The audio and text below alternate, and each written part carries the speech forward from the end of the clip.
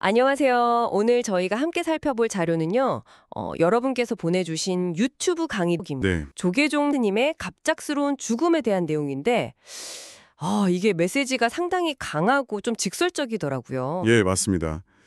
그 사건 자체를 전달하는 걸 넘어서서요, 이 죽음이 우리 한국 사회 또 종교계에 어떤 의미인가, 이걸 아주 강하게 해석하고 있어요. 네, 맞습니다. 그래서 오늘 저희는 이 자료 속 주장들, 또 그 논점들을 좀 깊이 파고들면서 핵심 메시지가 뭔지 같이 한번 찾아보려고 합니다. 좋습니다. 여러분께서 이 자료를 왜 주목하셨는지 저희도 같이 생각해보는 그런 시간이 되겠네요. 네, 우선 사건 개요는 다들 아시는 것처럼 경기도 화재 현장에서 스님이 발견됐고 유서가 있었고 스스로 불을 지른 정황이 있다 이거였잖아요. 네, 그렇죠. 그게 이제 알려진 사실인데, 근데 이 자료는 여기서 딱 멈추는 게 아니라 이 죽음을 미쳐서 죽은 것이다. 이렇게 굉장히 강하게 규정을 해요. 미화하거나 연민하거나 그래서는 안 된다는 거죠. 맞아요. 표현이 상당히 좀 도발적이죠. 근데 그 이면에는 아마도 이 사건을 그냥 한 개인의 비극, 이걸로만 보지 말자는 그런 의도가 깔린 것 같아요. 아, 사회적인 문제로 본다는 건가요? 네, 사회 정체, 특히 이제 지도자 그룹의 문제와 연결을 시키려고 하는 거죠. 자료에서는 스님을 특정 세대, 그러니까 베이비 부머 지식인 이거로 딱 지칭을 하더라고요. 그 지점이 흥미로웠어요. 왜 하필 베이비 부머 지식인으로 연결했을까요? 그 세대에 대한 어떤 뭐랄까 사회적 역할론 같은 게 있는 걸까요? 자료의 맥락을 쭉 따라가 보면요. 그 세대 지식인들이 사회 발전에 기여한 점도 분명히 있지만 동시에 이 변화하는 세대에 맞는 어떤 새로운 정신적인 지표 이런 걸 제시하는 데는 좀 한계를 보였다. 예, 이런 문제의식이 있는 것 같아요. 특히 종교 지도자들에 대해서 경전 같은 수천 년 쌓인 지식은 많은데 이걸 바탕으로 지금 이 시대 사람들 고민에 답하는 살아있는 진리 이거는 내놓지 못하고 있다. 이렇게 비판을 하더라고요. 아, 그렇군요.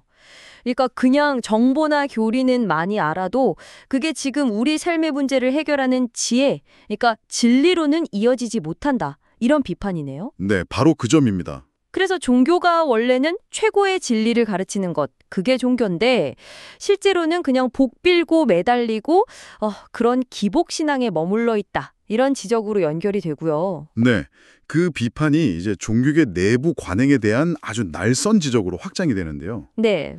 자료에서 간수짓이라는 이것도 참 직설적인 표현인데 이걸 써요. 뭐냐면 스님들이 스스로를 부처님 제자다 이렇게 높이면서 신도들하고 거리를 두고 어려움을 호소하는 사람들한테 직접적인 해결책보다는 그냥 중간에서 존경받고 보시받고 이런 역할에 머물렀다는 거죠. 아, 간수짓이라. 그 의미가 그거군요. 문제를 해결해주기보다는 그냥 붙잡아주는 역할만 했다는 비판. 네, 그런 뉘앙스가 강하죠.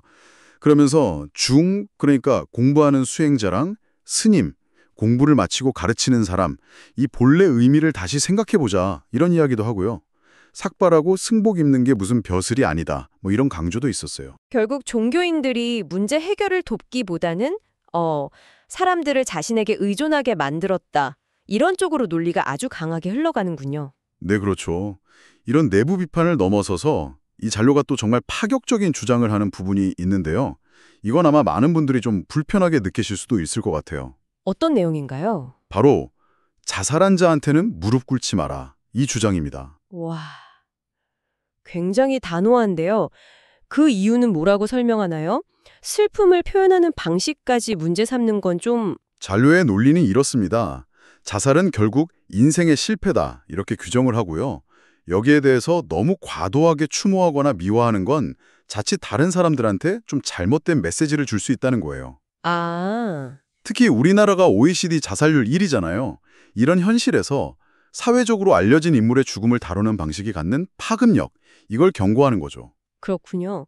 그래서 존경이나 추모 이런 것보다는 오히려 사회 구성원으로서 이거 우리 책임 아닌가, 이렇게 통감하고 성찰해야 한다, 이런 주장까지 나아가더라고요. 개인의 죽음에 대한 애도를 넘어서 이제 사회적 책임까지 이야기를 하는군요. 네. 그런 맥락에서 자료가 지식인 순환 시대가 올 거다 이런 경고도 하던데요. 사회 지도층이 각성하지 않으면 이런 비극이 계속될 수 있다. 이런 메시지 같아요. 맞습니다. 그래서 자료는 결국 지식인들 또 종교인들이 이제 특권 같은 거 좀 내려놓고 그냥 기존 지식 전달만 할 게 아니라 시대가 진짜 요구하는 진리가 뭔지 치열하게 연구하고 또 가르쳐서 사회를 좀 제대로 이끌어야 한다. 이렇게 촉구하고 있어요. 어쩌면 그 삭발이나 승복이 상징했던 그 본래의 의미, 세속과 좀 거리를 두고 진리를 탐구하는 자세, 그걸로 돌아가라는 요구 같기도 하고요. 네, 그렇게도 읽힐 수 있겠네요. 오늘 저희가 살펴본 이 자료, 스님의 죽음이라는 그 충격적인 사건을 계기로 해서 한국 사회의 지식인, 또 종교의 역할, 그리고 죽음을 대하는 우리 자세에 대해서 굉장히 강하고 때로는 좀 거칠게 느껴질 수도 있는 그런 질문들을 던지고 있습니다. 네, 맞아요. 그 표현 방식이나 논리의 비약 이런 부분에 대해서는 여러 의견이 있을 수 있습니다. 하지만 이 자료가 분명 우리 사회가 좀 외면하고 싶을지도 모르는 그런 불편한 지점들을 정면으로 건드리고 있다는 점에서 한번 논의해 볼 가치는 충분히 있다고 봅니다. 그렇죠. 사건 이면에 있는 어떤 구조적인 문제, 또 공동체적인 책임, 이런 걸 강조하는 목소리라고 할 수 있겠네요. 네, 이 분석에 모든 면에서 동의하기는 어려울 수도 있겠지만 중요한 질문을 던진 것만은 분명해 보입니다. 자, 그렇다면 이 모든 것이 우리에게 의미하는 바는 뭘까요? 이 자료는 마지막으로 이런 질문을 던지는 것 같습니다. 사회적으로 영향력 있는 인물의 안타까운 마지막 앞에서 우리는 어떤 태도를 가져야 할까? 그냥 개인적인 슬픔을 표현하는 걸 넘어서서 우리의 반응 하나하나가 사회 전체에 어떤 메시지를 던지고 있는지 한 번쯤 깊이 생각해 볼 지점이 아닐까 싶습니다.